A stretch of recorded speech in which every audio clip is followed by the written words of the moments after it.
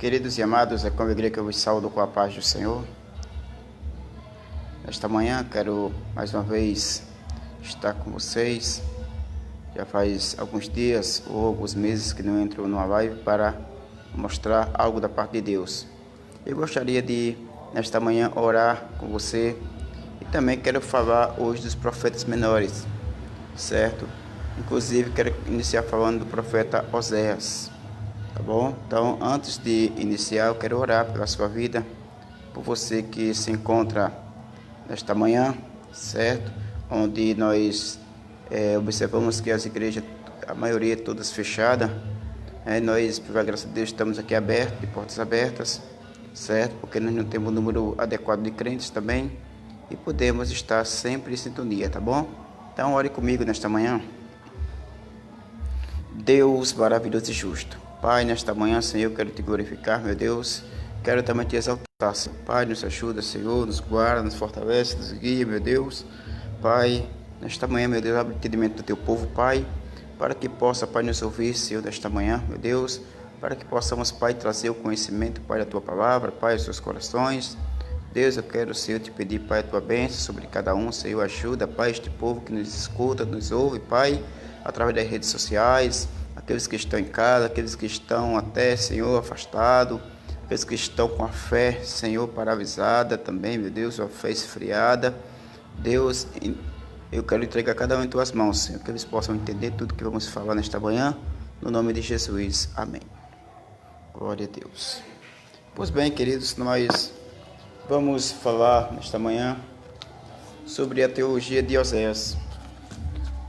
Onde muita gente vê este livro muitas das vezes e não entende o que está escrito, e nós vamos trazer à luz da palavra de Deus o que o profeta Oséias, o que identifica para nós nos dias atuais, certo? Então observe uma coisa, nós vamos ler a palavra de Deus no capítulo 2 de Oséias.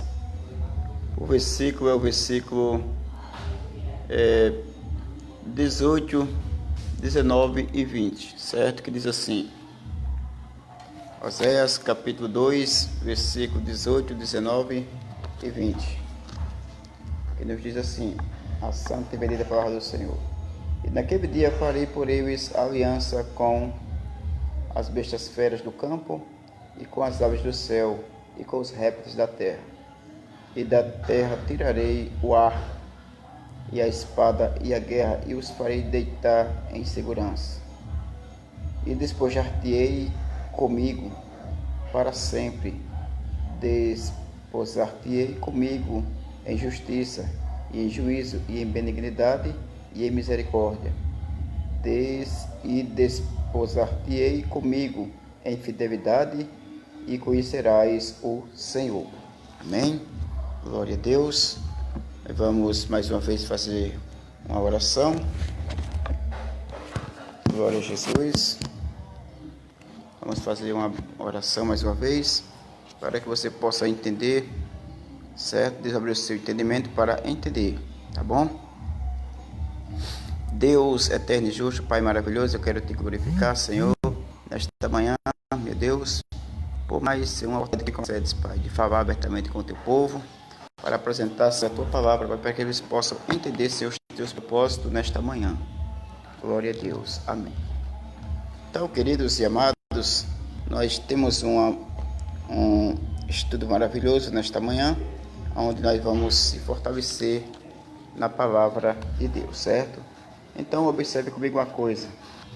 A teologia de Oséias. Veja bem, Oséias concentra sua atenção na relação de Deus com Israel, certo? Então, observe uma coisa.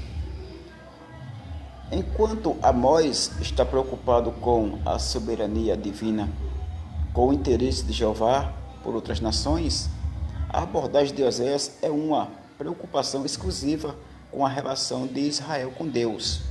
Observe comigo. Pertinente ao conceito, a nação abandonou o seu marido Yahvé e desempenhou o papel de meretriz, quando colocou sua confiança nos belins, os deuses estranhos, certo? Então, nós observamos que quando Israel deixou de dar ouvido à voz do Senhor para ouvir os deuses estranhos, aí tudo começou a arruinar em sua vida. O pecado, olha só, o pecado não é definido de forma legalista para ele. A essência do pecado de Israel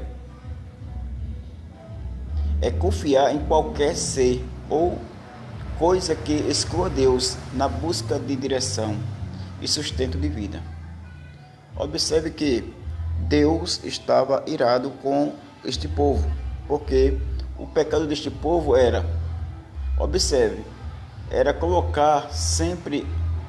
confiar em qualquer outra coisa, ou em qualquer Deus estranho, ou buscar sua direção e sustento de vida, sabendo eles que Deus era o sustento de suas vidas. Deus estava no controle de todas as coisas. Então, quando nós perdemos o foco e olhamos para a esquerda ou para a direita, sabemos que perdemos o foco, que é Deus. Nunca perca a direção de Deus sobre a sua vida. Deus vai sempre estar lhe observando. Observe outra coisa interessante. Por isso o profeta censura severamente toda forma de idolatria.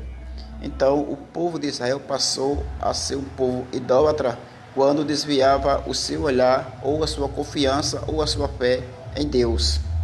Hoje nós, igreja, estamos vivendo o mesmo dilema, certo?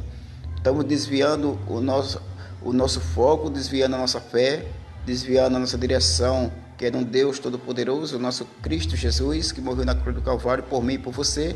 Estamos direcionando a nossa mente, o nosso foco não está sendo mais Cristo, está sendo qualquer outra coisa. Estamos colocando outras coisas na frente de Deus ou na frente do nosso Cristo, certo? Então isso causa uma idolatria diante de Deus, e Deus abomina estas coisas. Observe outra coisa interessante. A interpretação que Oséias faz da história de Israel prende-se em torno da ideia do amor divino e do conhecimento de Deus por trás da figura da paternidade e do casamento. Observe, estão duas palavras hebraicas usadas por Oséias: Ahava e Chesed. A primeira é o equivalente hebraico do termo amor, usado para referir-se ao amor humano, que puro ou impuro. A segunda, Shered, é a palavra traduzida em capítulo 2 de Oséias, versículo 19, por benignidade. Observe que torna-se benignidade ou amor. E amor firme também significa amor de conserto, amor ou amar o conserto, ou seja, o amor ligado ao conserto, quando usada em relação a Deus, é o equivalente ao hebraico de fidelidade, e quando usada em relação ao homem, desdobra-se no sentido de devoção, religiosidade, lealdade. A palavra árabe é considerada a mais restrita das duas, ao passo que Chesed é a mais nobre. Entretanto, há ocasiões em que árabe tem seus termos de elevada nobreza e dignidade. A palavra árabe é empregada para denotar o amor, eleição de Deus, a forma, a base do conserto. Indica a ação redentora do Senhor na história e na escolha de Israel como seu povo. Então observe que Deus, ele sempre se preocupou com Israel, certo? Embora hoje simbolicamente nós simbolizamos o Israel de Deus, então nós temos que estar com nossos olhos fitados no Senhor.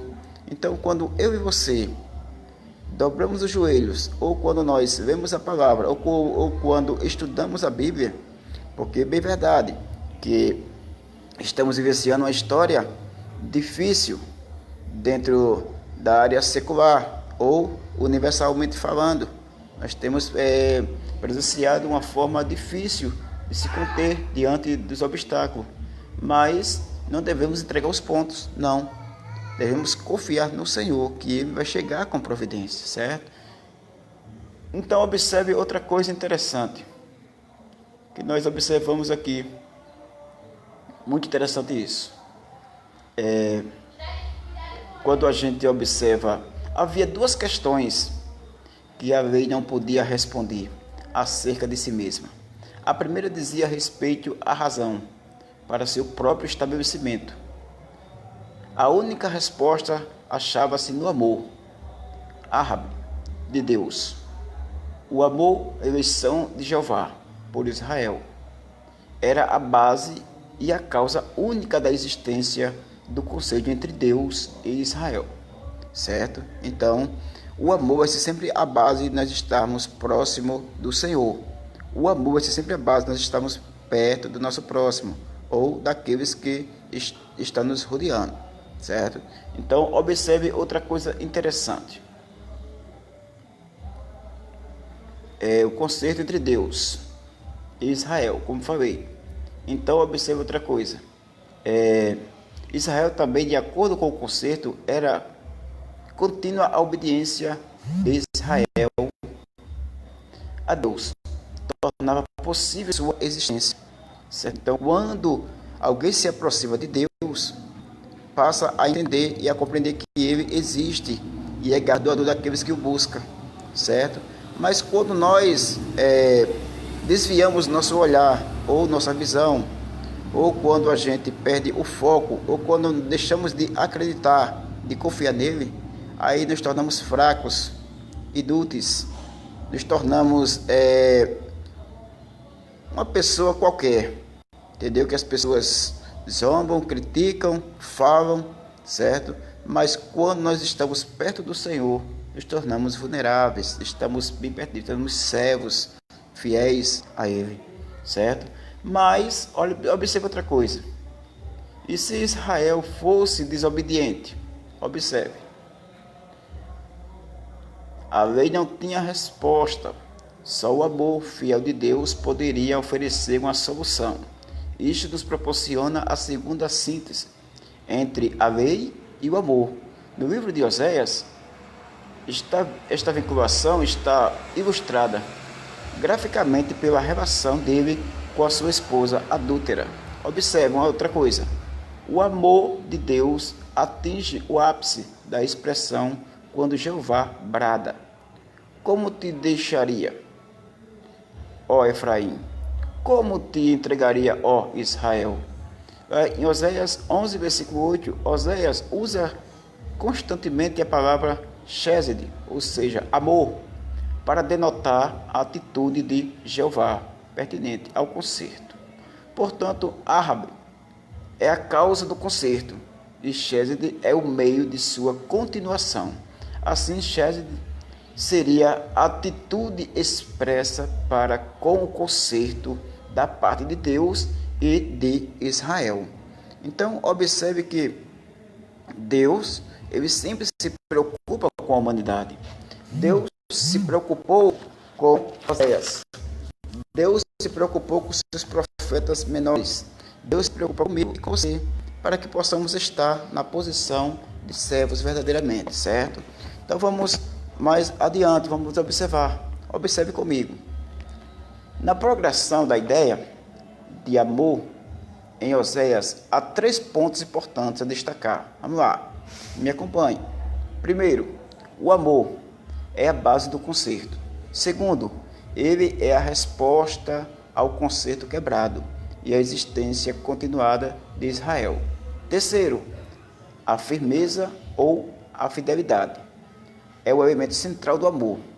Portanto, a base do concerto é o amor e não a lei. Mas a santidade de Deus ainda exige que a lei, a essência do seu amor e concerto, seja guardada e que o transgressor seja excluído da comunhão divina, certo? Então, observe outra coisa: quando nós erramos ou quando pecamos, somos punidos, sim. Se nós não somos disciplinados no ambiente em qual nós vivemos, secularmente ou eclesiasticamente falando, nós somos disciplinados por Deus, certo? Então, há muitas pessoas que preferem ser disciplinados pelo Senhor. Há muitas pessoas que preferem ser disciplinadas pelo Senhor. certo? Há outros que preferem ser disciplinados por homens, certo? Então, quando nós observamos isso, nós começamos a entender que quando as pessoas são disciplinadas por Deus, elas permanecem, certo, de pé, ou muitas das vezes não aguentam e findam também desistindo.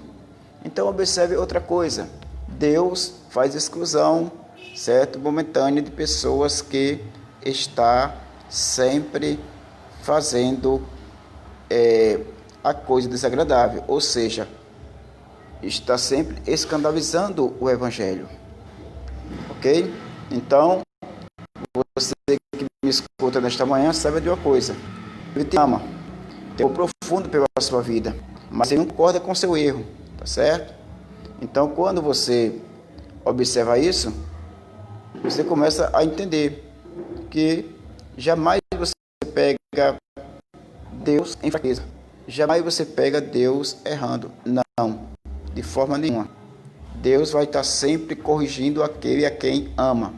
Então vamos mais adiante. Mesmo que haja o amor, Chesed, como falei, de Deus por Israel, tem de haver um Chesed ao Senhor proveniente de Israel. É uma relação recíproca. Deus inicia esse amor e Israel agradecidamente retribui. Este é o sentido do qual o amor árabe é usado, de uma forma inferior para uma superior. O sentido de amor humilde e obediente, o amor do homem por Deus no Antigo Testamento está baseado no amor do Senhor pelo homem, certo? Então você observa comigo que Deus sempre se preocupou com a humanidade. Deus sempre se preocupa com a sua vida. Vamos lá, vamos seguir adiante. A relação não está elaborada de forma sistematizada, mas ela existe. Se Israel precisava ser grato a Deus por sua eleição, muito mais agradecido precisava ser pelo amor firme e pela fidelidade do Senhor, depois de ter quebrado o concerto com ele. Observe quantos cristãos hoje que você vê ou que está caminhando ao seu lado, que tem quebrado a aliança com Deus, ou seja, não tem se sustentado diante da palavra, quebrou o concerto, mas Deus ainda é Deus, continua insistindo com a sua vida, certo? Então vamos mais adiante, seguindo. Me acompanhe. Assim vemos que o pano de fundo do concerto entre Jeová e Israel é a graça, não a lei. Poderíamos dizer que a lei, como expressão da santidade de Deus, forneceu a essência do seu amor. Chesed, volto a dizer, e portanto do concerto com o seu povo. Deus sempre vai querer o povo para si. Deus não abre mão da sua alma. Deus não abre mão de você, você que me escuta nesta manhã. Saiba de uma coisa: Deus não abre mão da sua vida, ok? Então você preste bem atenção, não abra mão também dos propósitos de Deus. Deus tem um negócio grande para realizar. Só mais um pouquinho de tempo, que o que há de vir virá e não tardará, certo? Então, seguindo adiante. O problema do Chesed, ou seja, do amor de Deus, Chesed de Deus e do concerto quebrado, concentra-se na tensão entre a santidade e o amor divino. Qual é o equilíbrio? A misericórdia e a justiça? O livro de Oséias é excelente exemplo desta tensão entre a mensagem de destruição proclamada por Deus e sua misericórdia. Jeová foi constantemente fiel na sua parte do concerto. E é este elemento do amor de Deus que, no final das contas, ocasiona a solução de tensão entre seu amor e sua santidade. Observe que Deus sempre vai ser santo, certo? Importa que nós também seja santo como Ele é santo. Há muitos cristãos por aí que diz adiante, a gente escuta direto os irmãos falarem que santo só há um que é Deus, e não é por aí, querido, certo? Deus é santo, mas Ele diz: sede santo como eu também sou santo, certo? Verdade é que eu e você não somos perfeitos, mas estamos caminhando no caminho de perfeição, certo? Então, observe, Deus mesmo ocasionaria esse arrependimento requerido por ele. Oséias capítulo 12, versículo 6. E forneceria a expiação que sua santidade e justiça exigiam, conforme Isaías 53. E a ideia do amor, Chesed, na relação de conserto, ainda que quebrado, que se desdobra no propósito da graça do Novo Testamento, é também este elemento que proporciona o pano de fundo para a profecia do novo concerto em Jeremias e o fundamento da esperança messiânica. Então, observe, queridos, nós estamos esperando Jesus. Verdade é, não podemos de maneira nenhuma desfalecer o nosso coração. Não podemos de forma nenhuma deixarmos de seguir esta palavra, porque Deus tem sido fiel comigo e com você e com a sua igreja na terra. Nós observamos que há muitas pessoas que não têm mais uma convicção de sua salvação. Há muitas pessoas que não estão mais com seus propósitos firmes no Senhor. Então, por não estar firme no Senhor, fica cometendo equívoco, fica cometendo erros, ficam escandalizando, mas Deus mesmo assim, Ele não abre mão da sua alma, certo? Ele espera de você arrependimento, certo? Então vamos seguir adiante. O segundo elemento do livro de Oséias é o conhecimento de Deus. Esta característica surge da comunhão. Observe que quando temos comunhão, é fácil adquirirmos conhecimento. Mas quando somos cortados de comunhão, o conhecimento, querido, não chega. Você até se esforça, mas ele não entra na sua mente e no seu coração. Por quê? Porque a sua comunhão foi quebrada com o dono desta palavra, certo? Observe, que é o resultado do amor, do conserto. Esta comunhão, no pensamento hebraico, torna-se o método de conhecer Deus. Comenta, olha só, Wilson comenta, este conhecimento de Deus é essencialmente uma comunhão com Deus. E é também fé religiosa. É algo completamente diferente de conhecimento intelectual. Trata-se de conhecimento do coração e demanda o amor do homem. Deuteronômio capítulo 6. Sua demanda vital é andar humildemente nos caminhos do Senhor. Miqueias capítulo 6, versículo 8. E o conhecimento de Deus como Deus, a rendição total a Deus como Senhor, certo? Então você observa que o conhecimento, observamos na segunda carta de Pedro, quando ele diz que, portanto, meus amados irmãos, crescei na graça e no conhecimento. Há muitos cristãos, muitos amados irmãos, que muitas das vezes querem viver na base da oração. E eu sei, querido, que a base da oração é uma bênção, certo? Para suportarmos as lutas. Mas o conhecimento vai me dar respaldo para você vencer no dia da adversidade, certo?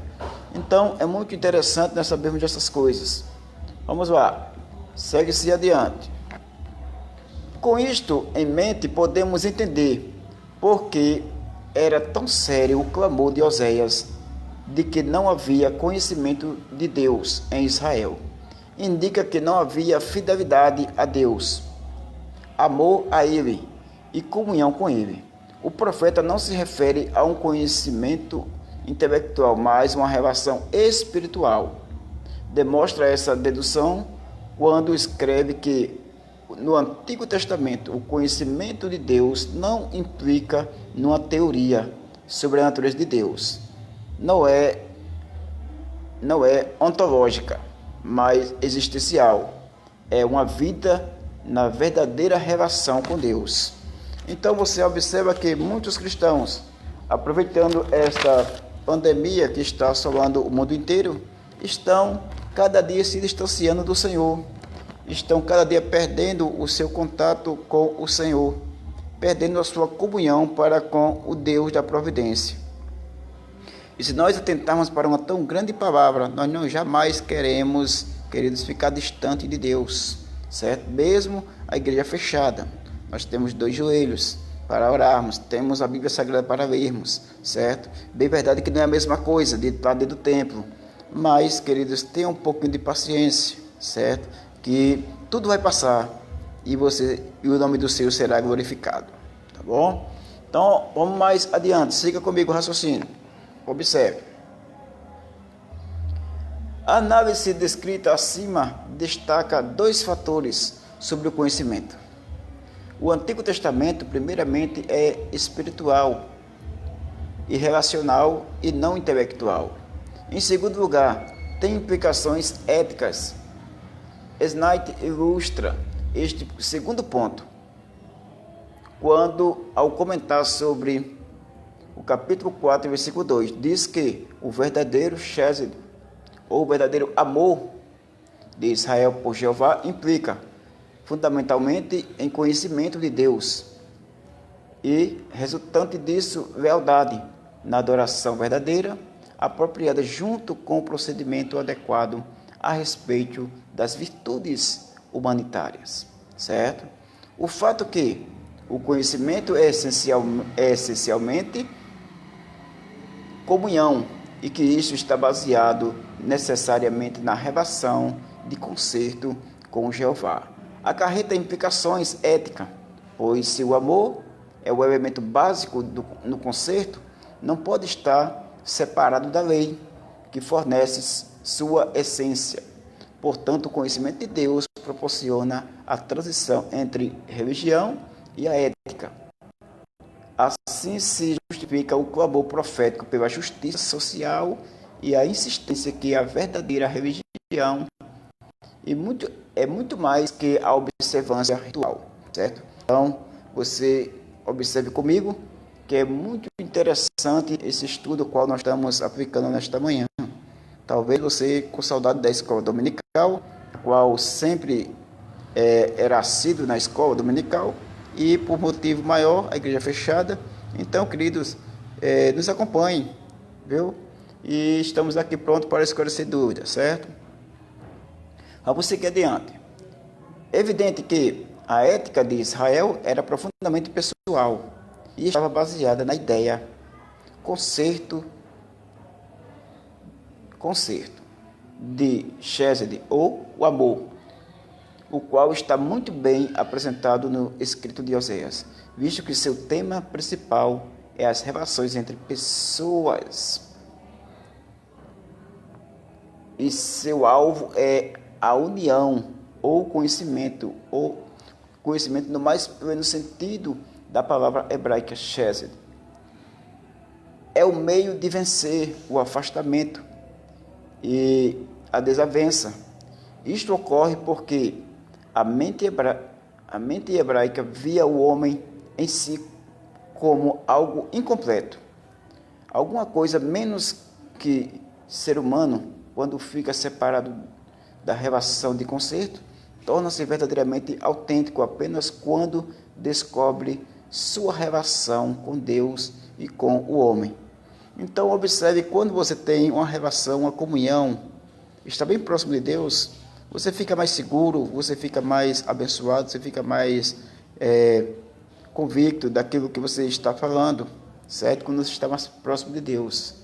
Mas quando você se distancia, quando você não tem conhecimento, nós observamos em alguns grupos que nós estamos atuando, certo? Pessoas que falam abertamente de conhecimentos sem base, certo? As pessoas dizem assim: sou formado em teologia, tenho o estudo teológico, mas se não for a oração, o joelho no chão. Queridos, é muito interessante nós sabermos disso, mas é necessário nós sabermos também que quando nós oramos, quando nós buscamos a Deus, é bem verdade, a oração não se exclui, mas o conhecimento hoje, querido, fala mais alto, certo? Jesus foi tentado lá no deserto, mas Jesus era um homem de oração, sua vida era constante em oração, mas ele tinha a palavra, ele era a palavra. Então, ele deixa esse respaldo para mim e para você seguirmos adiante. Então, vamos ver, vamos seguir, me acompanhe. A reconciliação ocorre pelo amor de Jeová ao homem e pela resposta humilde do ser humano em amor. É pelo amor que o homem percebe a verdadeira essência do seu ser. Oséias, com sua teologia de amor, prepara o pano de fundo para a ideia do Novo Testamento, de que a existência só é percebida no relacionamento com Deus e a vida mais repleta é percebida na koinonia, comunhão de amor. O ápice é atingido nos escritos de João e, sobretudo, 1 João capítulo 4, versículo 16 e 17, Deus é amor, e aquele que permanece no amor, permanece em Deus, e Deus nele. E Deus nele. Nisto é, em nós, aperfeiçoado o amor. Então, queridos, se nós estivermos amando, estamos com Deus no coração, estamos cumprindo a palavra, mas se o amor estiver distanciado do meu coração, do teu coração, é em vão a nossa crença, é em vão a nossa religião, certo? Então, observe outra coisa. Nos dias de Oséias, Israel parecia incapaz de arrepender-se, e a santidade do Senhor não podia tolerar o pecado. Observe que a santidade ela não tolera o pecado, viu? De alguma forma, o amor firme de Deus acharia um meio de trazer as pessoas de volta para Ele. Embora o Senhor tivesse pronunciado certa destruição sobre o pecador, prometeu que nunca abandonaria Israel. O povo israelita tem de ser julgado, mas Deus, em seu amor, Chesed, não pode destruí-lo. Esta tensão criativa alcança sua maior expressão. Onde?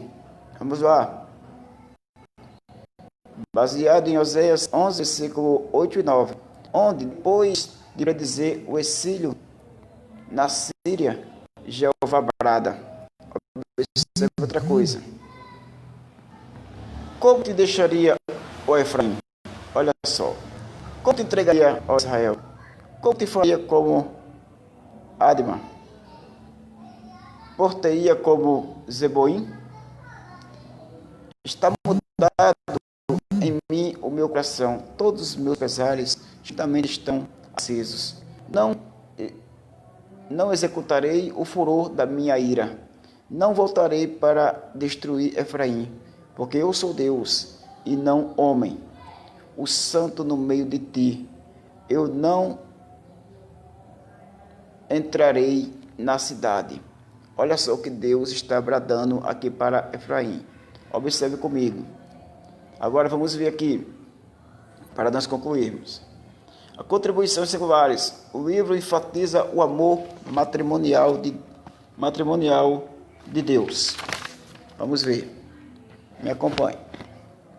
Oséias revela uma das imagens mais profundas do amor divino encontrado no Antigo Testamento. Embora forçado a divorciar-se de Israel e julgá-lo devido à sua prostituição, o Senhor ainda confirmou seu amor pela nação e sua intenção de cortejá-la e trazê-la de volta em justiça. Certo? Observe comigo, ele comparou o relacionamento de sua aliança com Israel a uma união conjugal profunda e íntima. Certo? Então observe comigo, quando nós observamos, conforme nós lemos no capítulo 2, no versículo 14, diz assim: portanto, eis que eu atrairei e levarei para o deserto e lhe falarei ao coração, e lhe darei a sua vinha ali e o vale de Acor, por porta de esperança. Ali cantará como nos dias de sua mocidade, e como no dia em que subiu da terra do Egito. E acontecerá naquele dia, diz o Senhor, que me chamarás meu marido e não chamarás mais meu Baal. Então Deus estava chamando Oséias para um relacionamento, como chamar eu e você todos os dias para um grande relacionamento para com Ele, certo? Então observe outra coisa, o poder secreto do amor divino. Este versículo final é um desafio aos mais sábios. A perspicazes para que esquadrem singular o poder do amor de Deus. Embora o amor divino por Israel parecesse fútil e infrutífero no tempo de Oséias, assim não acontecia em longo prazo, pois os caminhos do Senhor são retos. Seu amor por Israel continuaria apesar da obstinação do povo. No final, se justificaria numa colheita de justiça. Deus não faz maus investimentos, certo? Deus sempre vai fazer um bom investimento quando Ele concorda com a sua alma, concorda com você, com seus atos, certo? E quando Ele usa de misericórdia para com a sua vida, certo? O profeta e seu casamento falido. Observe. A ordem que Oséias, o profeta, recebeu do Senhor para casar-se com uma prostituta é chocante, criar um dilema. No capítulo 1, versículo 2, acompanhe comigo, Oséias 1 e 2. O princípio da palavra do Senhor por Oséias, disse, pois, o Senhor a Oséias: vai, toma uma mulher de prostituição e filhos de prostituição, porque a terra se prostituiu, desviando-se do Senhor. Olha só o que Deus fala com Oséias, certo? Então, aqui está bem claro, conforme está escrito, de conformidade com a lei de Moisés, Gomer deveria ser apedrejada como prostituta. Levítico capítulo 20, versículo 10, Deuteronômio 22, versículo 21 a 24. Não se sabe se ela já era prostituta ao casar-se ou tornou-se depois. Qualquer que seja o caso, os tempos de Oséias não eram normais, pois a terra estava cheia de prostituição e os sacerdotes tinham se tornado um bando de assassinos, certo? Conforme Oséias capítulo 4, versículo 12 a 14, 6, versículo 9. O adultério de Gomer, entretanto, alcançará tamanho grau de baixeza que ela se tornaria uma prostituta escrava, conforme Oséias 3, versículo 1 e 2. Todavia, a atitude de Oséias ao reivindicá-la é comprá-la, tirando-a do mercado da prostituição. Não violou a lei, pois foi ordenada por Deus e realizada sob a dispensação especial da graça divina. Semelhante à graça demonstrada a Davi, quando este caiu em adultério, o Senhor suspendeu o julgamento sobre Israel a fim de revelar aos judeus sua magnânima graça. Eles mereciam ser totalmente destruídos por prostituírem-se, deixando o Senhor pelos deuses pagãos. Então observe que Deus é misericordioso. A Bíblia diz que a ira do Senhor dura só um instantezinho. É diferente da minha ira e da sua ira, que a gente se ira com alguém, nós queremos ir até o fim. Enquanto a gente não se vinga, a gente não sossega. Diferente. Analogia divina com o casamento humano. Aqui apresentada foi planejada a expressa divinamente e não deve ser posta de lado. A grande lição que se tira desse fato é que aquela infidelidade sexual e devastadora para com o casamento provoca o julgamento de Deus e exige arrependimento verdadeiro, bem como renovação genuína dos votos matrimoniais para que haja restauração. Apesar da lei proibir que a mulher fosse aceita pelo seu primeiro marido após haver sido repudiada por este casado outra vez e seu segundo marido haver falecido. Observe Deuteronômio 24, versículo 1 ao 4, Mateus 19, versículo 8 e 9. Faz parte da graça oferecer misericórdia para a reconciliação numa genuína união renovada. A mensagem prática de Oséias são os dividendo que tal graça retribui, conforme 14, versículo 47, conforme demonstra profeticamente no livro. Oséias em relação a Jeremias. Então nós vamos hoje ficar por aqui, certo? Amanhã talvez a gente dê continuidade, senão amanhã, próximo domingo, nós estaremos trazendo mais um relato sobre este assunto. Vamos falar sobre Oséias em relação a Jeremias, certo? Então, Deus abençoe a sua vida, você que nos acompanhou até agora, você que teve a alegria de aprender conosco os propósitos de Oséias, a teologia de Oséias, conforme o que nós estamos vivenciando hoje a igreja do Senhor, certo?